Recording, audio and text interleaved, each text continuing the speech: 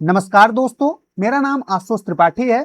आज के टॉपिक में हम बात करेंगे कि प्रधानमंत्री नरेंद्र मोदी और साउथ कोरिया के राष्ट्रपति के बीच में कौन से समझौते हुए हैं। आपको पता होगा कि हाल ही के दिनों में दक्षिण कोरिया के राष्ट्रपति ने नई दिल्ली में एक बैठक की है। इस बैठक में क्या कुछ हुआ है, आइए जानने का प्रयास करते हैं। जैसा कि 20 अप्रैल 2026 को भारत और दक्षिण कोरिया के बीच बहुत ही बड़ी और ऐतिहासिक बातचीत हुई है। प्रधानमंत्री नरेंद्र मोदी और दक्षिण कोरिया के राष्ट्रपति के बीच नई दिल्ली में हुई इस मुलाकात में चिप्स टू शिप का विजन सबसे मुख्य रहा है। पहला जो टॉपिक है, चिप से जहाजों तक का विजन जो है वो किस प्रकार से है। इस मीटिंग में इस बात पर मुहर लगाई गई कि दोनों देश अब छोटे से छोटे सेमीकंडक्टर चिप से लेकर विशालकाय समुद्री जहाजों तक हर क्षेत्र में मिलकर काम करेंगे। चिप्स में देखते हैं कि भारत में चिप मैन्युफैक्चरिंग हब बनाने के लिए दक्षिण कोरिया अपनी एडवांस टेक्नोलॉजी का निवेश करेगा। शिप बिल्डिंग इट मींस जहाज निर्माण के क्षेत्र में भी दोनों देश मिलकर नई टेक्नोलॉजी विकसित करेंगे, जिससे भारत के डिफेंस और ट्रेड को मजबूती मिलेगी। दूसरा टॉपिक था, इसमें 50 बिलियन व्यापार का लक्ष्य रखा गया है। जैसे कि दोनों देशों ने तय किया है कि साल 2030 तक आपसी व्यापार को बढ़ाकर 50 अरब डॉलर तक ले जाया जाएगा।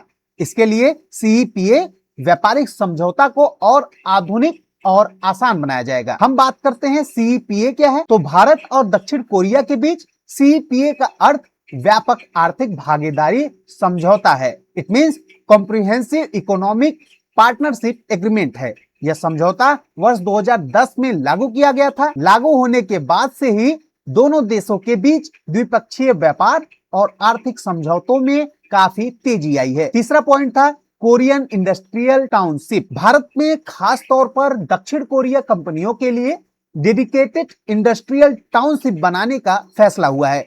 इसमें सैमसंग और हुंडई जैसी बड़ी कंपनियों के अलावा वहां की छोटी कंपनियां भी आसानी से भारत में अपनी फैक्ट्रियां लगा सकेंगी। चौथा पॉइंट था सुरक्षा और तकनीकी। डिफेंस में देखते हैं कि K9 ब्रज तोप की कामयाबी के बाद अब दोनों देश अगले लेवल के डिफेंस हथियार को भारत में ही बनाने पर सहमत हुए हैं। ग्रीन हाउस और इलेक्ट्रिक व्हीकल के क्षेत्र में भी सहयोग बढ़ाने के लिए समझौता हुआ है। दोनों देशों ने साफ किया है कि वे समुद्र में शांति और सुरक्षा बनाए रखने के लिए एक दूसरे का साथ देंगे। पांचवा टॉपिक था सांस्कृतिक जुड़ाव, जिसमें पीएम मोदी ने कहा कि भारत में के पॉप और के ड्रामास की लोकप्रियता दक्षिण कोरिया में योग और भारतीय संस्कृति के प्रति प्रेम दोनों देशों के लोगों को दिल से जोड़ता है। हम बात करें भारत और दक्षिण कोरिया के बीच किन समझौतों पर हस्ताक्षर हुए हैं।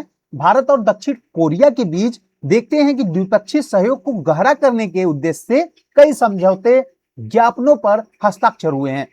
पहला रणनीतिक समझौता, दूसरा प्रौद्योगिकी और नवाचार, तीसरा आर्थिक लक्ष्य, चौथा ऊर्जा और पर्यावरण, पांचवा सांस्कृतिक और जनसंपर्क। आइए इनको एक एक करके जानने का प्रयास करते हैं। पहला रणनीतिक उद्योग। दोनों देश जहाज निर्माण, आर्टिफिशियल इंटेलिजेंस, वित्त और रक्षा के क्षेत्र में सहयोग बढ़ाने पर सहमत हुए हैं। दूसरा प्रौद्योगिकी और नवाचार।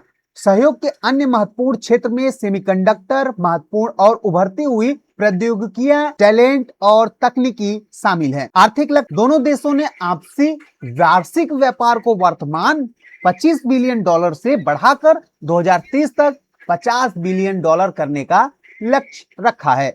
इसके लिए व्यापार और निवेश पर विशेष ध्यान दिया जा रहा है। चौथा पॉइंट था ऊर्जा और पर्यावरण। इसमें देखते हैं समझौते के तहत पर्यावरण और ऊर्जा के क्षेत्रों में भी सहयोग की नई संभावनाएं तलाशी जाएंगी। संस्कृति और जनसंपर्क में देखते हैं कि दोनों पक्षों ने संस्कृति और लोगों के बीच आपसी जुड़ाव को बढ़ावा देने पर भी सहमति जताई है।